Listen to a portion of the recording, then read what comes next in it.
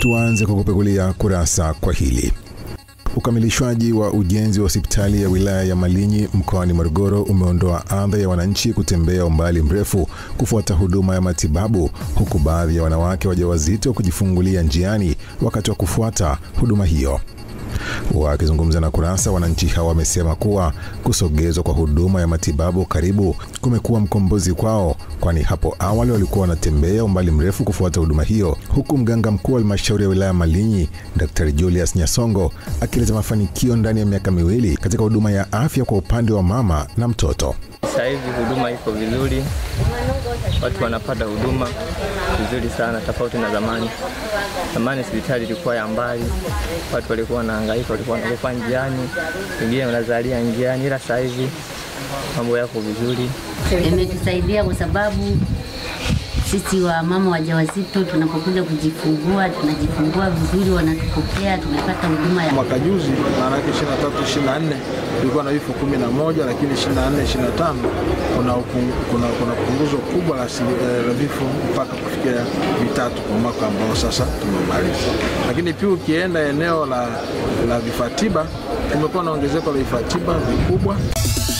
Tuendelee na Kurasa. Katika kukabiliana na mabadiliko ya tabia nchi, halmashauri ya Mbarali imeanza mkakati wa upandaji miti ya vivuli na matunda katika taasisi za umeme ikiwemo shule na hospitali pamoja na familia, ambapo kila kaya inatakiwa kupanda miti 5 ili kutimiza lengo la kupanda miti milioni 1.5 kwa mwaka.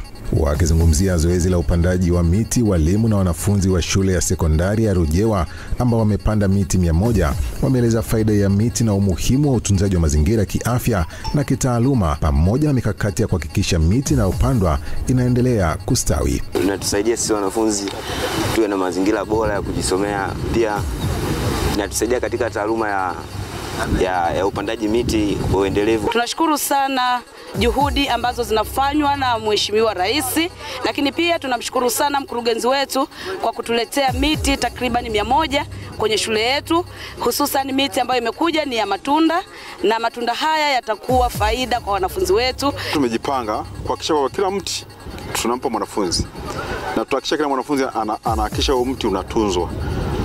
Kwa hiyo naamini miti yote itafika. Tuna kanuni kwamba kwenye kila kibali ambacho mtu anapewa kwa ajili ya ujenzi anatakiwa apande miti isiyopungua 5 kwenye eneo lake la ujenzi. Tunategemea kuwashirikisha jamii inayotuzunguka, wanafunzi wetu wa shule za msingi na sekondari, na kila mtu mwenye nia njema katika kukuza na kuhifadhi mazingira. Tumalizie Kurasa kwa hili. Ukaguzi wa vituo vya afya vinavyotarajiwa kupokea wagonjwa wanaopatiwa matibabu katika hospitali ya Mnazi Mmoja Zanzibar umefanyika kwa lengo la kuhakikisha zoezi hilo linakamilika kwa wakati ili kuwezesha kupisha ujenzi wa hospitali ya Mnazi Mmoja unaotarajiwa kuanza hivi karibuni.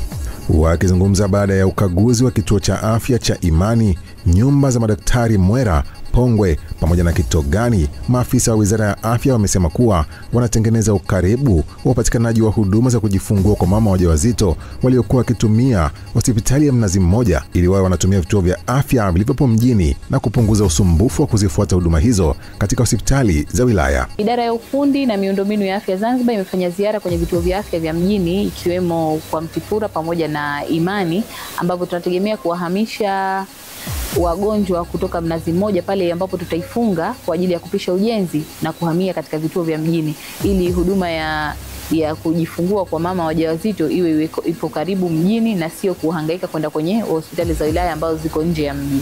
Kwa hivyo ujenzi unaendelea na uko kwenye hatua za kumalizika, na tunategemea baada ya wiki 1.5 kazi yetu kuweza kupatikana. Equipment zote zipo, wamerahisishiwa madaktari wetu kwa ajili ya kuishi hapa vizuri na kwenda hospitali kufanya kazi kwa uzuri. Changamoto ni nduchu sana, ni za kumalizia mwisho ndogo ndogo za kufiksi. Kumetoboka, rangi mfano tile imeingia doa kidogo la rangi, ni vitu vidogo, lakini hakuna changamoto kubwa iliyokuwepo.